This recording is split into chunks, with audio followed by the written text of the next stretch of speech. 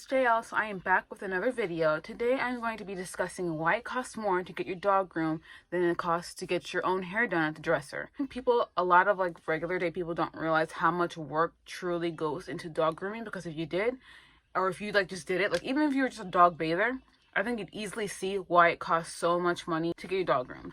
So to start off, first of all, I'm pretty sure you don't bite or scratch or poo on or pee on or express your anal glands on your hairdresser, because I'm pretty sure if you did any of that, they would send you home and say, I'm not doing your hair. A lot of times, dogs will pee. Sometimes it's not even because they're scared. Sometimes I've seen dogs who just squat and pee, and it's for no reason at all, when you're drying them. And I almost think that they think that it makes it come to an end, because a lot of things that people don't realize as well is that dogs don't see getting groomed as a spa day. A lot of dogs just don't enjoy the process. It doesn't matter how nice and gentle you are. It doesn't matter how many breaks you give them. They just don't enjoy it because they just don't find it fun. They don't want to stand there and be dried, have their leg picked up, and their face held and things like that. A lot of dogs just don't like that. If you have your own dog and you know your dog doesn't like to be messed with too much, what makes you think when they go to the groomer and a stranger's doing it to them that they're going to enjoy it and think it's some fun spa day? Now, don't get me wrong. There are some dogs who genuinely do enjoy the process and they don't mind it and they're perfectly fine. Usually it's the dogs who've been doing it since they're little. But even then, even some dogs, even when you start them off as young as 8 weeks old and you've been grooming them their entire life, they just will never like it. Just like people, dogs have their own personalities and they do and don't like certain things, and sometimes dogs just don't enjoy grooming, don't want their nails touched, don't want them done, or they're sensitive. Especially when dogs get older, a lot of times they're they have sensitive hips, or they're older, they don't want to stand up for as long. So it's going to be more of a process. When it comes to our tools, we're using super sharp scissors and blades, and there's certain parts of the dogs, let's say if you're doing it's a tuck up. I don't know how to explain it. I don't have a dog with me right now to show it, but tuck up is basically the space where the leg connects to the body and there's that flap of skin. All you have to do is just go at the wrong angle and there's a huge tear in the dog's skin. And when dogs are moving and wrestling, or they just want to sit, let's say a dog suddenly sits down while you're doing that, you could so easily cut a dog. It's very easy. It's honestly very easy to cut a dog if you don't know what you're doing, or if the dog's not cooperating. Accidents do happen. And so to get it done correctly and to not have an accident happen, you obviously have to be very careful. You have to make sure the dog doesn't just jerk or pull or sit, and you have to make sure you're paying attention to what you're doing. So it's a lot more precise than people realize. People think just swipe the blade across the dog and you're done. And it's not that easy, because it's so easy. There's so many different parts of a dog that can get cut so easily, because either the skin is thinner there, or there's bone there, so the blade touching the bone just makes it there's not a lot of space between, there's not a lot of meat there basically, so there's not a lot of cushion for the blade to not catch the skin. Basically, we have to work around the dog, use different angles to see what's more comfortable for them, what they're more willing to be with, because some dogs are weird. Some dogs, if you're doing their nails and they can see you and you have their paw in front of them, they do not want it done. They will fight you, bite you, scratch you, whatever they have to do. But sometimes all you have to do is tuck the leg behind them, and it's harder to explain it, but you just tuck the leg kind of behind this, and they're perfectly fine. They stay completely still. Now they're okay with getting their nails done. Different dogs want different things, so there's not one manual that works for all dogs. All dogs are different. They all require different things. They all don't like different things. Some of them are really easy. Some of them are extremely hard, and it's going to be a long day when they come in. Dogs definitely have a range of motion. You can't just lift a dog's leg to the left or to the right or any kind of angle you want to. You must stay within the range of motion so that the dog's comfortable. Because if you're holding the dog's arm out unnaturally, obviously the dog's not going to sit there and let you do that. If you're holding a dog in a way that it doesn't find comfortable, it will fight you even more. So a lot of times what one dog finds comfortable, another dog will not. Like I said before, dogs are completely different. So a lot of times a lot of time is spent working with the dog, getting to know the dog, realizing what the dog does and doesn't like. And people don't realize, for example, when your dog is biting me for doing his face, how easy do you think it is for me to take sharp scissors or a whole blade and touch your dog's face when it's actively trying to bite me or the tool? Because I can't let it bite the tool, because if the dog bites the scissors, that's going to be a bloodbath.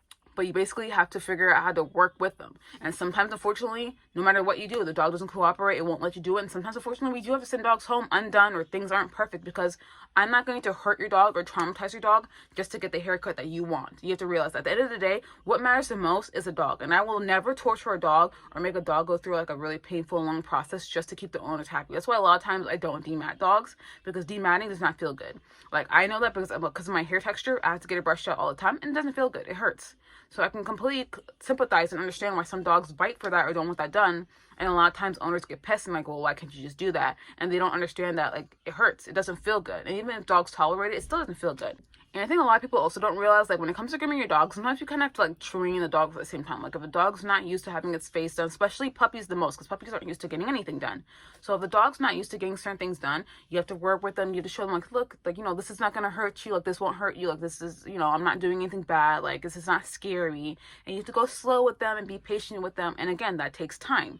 Like, and it takes work on your body, because sometimes puppies will, like, scratch or try to run, or they'll scream. And, like, when they scream, that's the worst, because people think you're, like, hurting them, but really you're just holding them still, and that's why they're screaming. Which I'm gonna make a whole other video about dogs overreacting, people acting like we torture dogs when we don't. That's gonna be a whole other video. But especially puppies or dogs who, like, are just very fearful, you have to work slow with them. You have to be patient with them, and it takes time. And we deserve to get paid for essentially training your dog to get used to grooming. Whether your dog's older or whether it's a puppy, it's still essentially, to me, it's training. It's getting your dog used to it. Any good groomer will work slow and train your dog to get used to the process, because a lot of dogs, like, longer haired dogs or dogs who have undercoat, whatever, it's going to be a lifetime thing. They're always going to need to be groomed. So you should start them off young and get them used to them. Dogs are always unpredictable. I've seen dogs that come in, they're, like, absolutely terrible one day, and then they come in the next day and they're perfect. Some dogs, I think dogs have good and bad days too.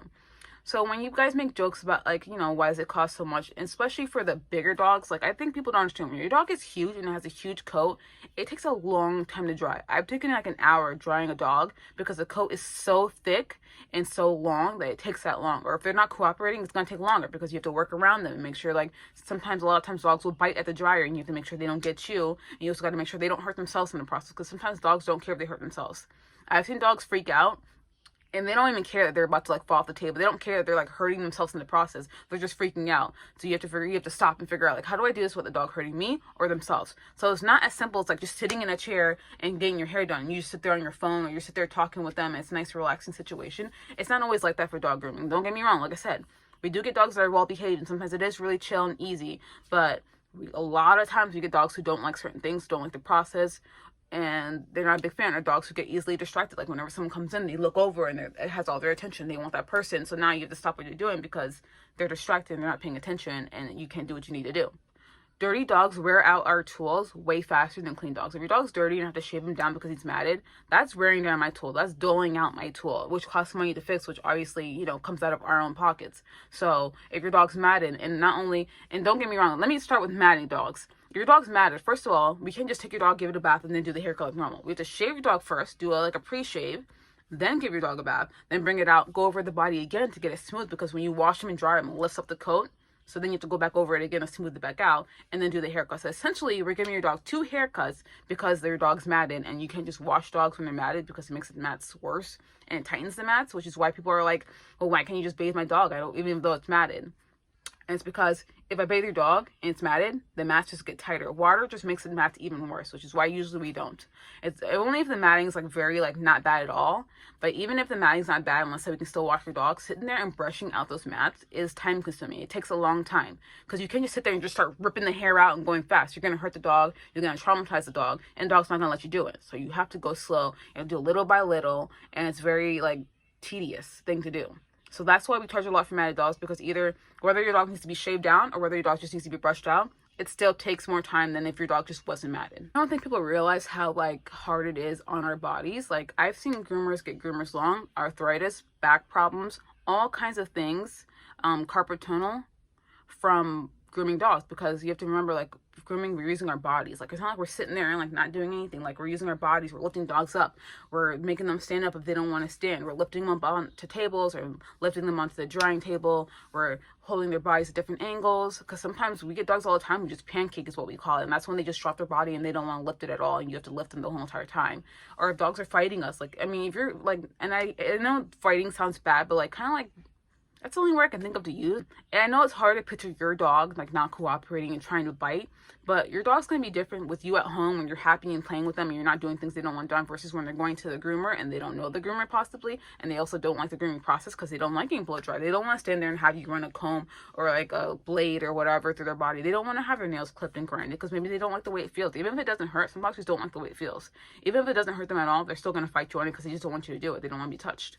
What can you do about it? You can't really communicate with them. You can try to, and you can try to be gentle and nice, but you can't say hey, I'm not hurting you, you'll be fine, because they don't know English. So a lot of us, we love the dogs and we care about them and we want them to be happy, want them to be healthy. We don't want to traumatize your dog. So, when I say it's time consuming, it is, because we're not just grooming your dog. We're loving on your dog. We're teaching your dog that grooming is not a painful and scary process. We're trying to get them used to them. We're trying to do it where we keep you happy and we keep your dog happy. By the end of the day, we're using our bodies, we're using our tools, our shampoos, our everything to make your dog smell and look and feel good. So the least you can do is just pay the prices, because most dogs come in every 4 to 6 weeks, although some people wait longer and some people wait shorter. But you have to understand that we put our blood and sweat and tears into this job, literally. So we deserve to get paid for the work we're putting in. And I always say to myself, I wish everyone could groom their own dog just once, do the whole process, because this is the process. You get the dog in. If it's matted, you pre-shave it. If not, you take it to the tub. We have to wash the entire dog's body, not just the dog's head like humans. The entire body, the feet, the face, get all the stinkiness out, scrub everything down. And sometimes there's conditioner, so you do the conditioner too. Rinse them out.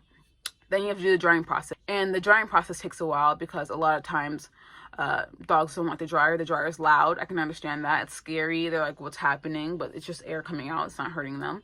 And so that can take a long time depending on the kind of coat, because some coats take way longer to dry than other coats. Some coats, like, you dry the same spot for like 2 minutes and it's still like damp, because dogs can look dry but not be dry. Sometimes dogs on the outside, they like look like they're dry, but if you open up the coat, it's still wet on the inside of the coat. So you need to make sure the dog is thoroughly dry to get a nice good cut.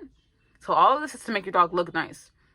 And then once you're done drying, put them on the grooming table. You have to do the paw pads, the nails, the sanitary, pluck the ears, clean the eye gunk, do the whole body, scissor the head. And grooming is an art. You can't just like take tools to the head and it's gonna look nice. No, you have to know what you're doing. You have to cut from certain angles. You have to make sure the hair is sitting a certain way. You have to use certain tools properly. You have to be up, down, to hold the face. You have to look at different angles. Like, there's so much that comes into it to making your dog look good. And I'd love for regular everyday people to either watch their dog get groomed closely and see how much work it is, or groom their dog themselves just once.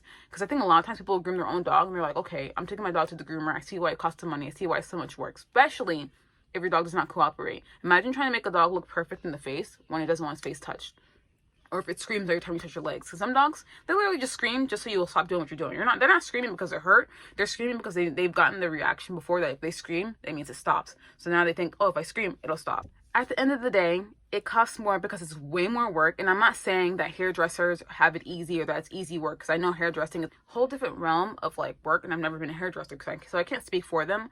But grooming dogs is a lot of work, and you can't even communicate with them. At least your hairdresser can communicate with you. At least you don't poop on your hairdresser when you don't want it done. Like, you get what you pay for. So if you want to only pay like $20 for your huge dog, you're gonna get $20 worth of work. Like, it's like going to like a really cheap dentist or a really cheap plastic surgeon.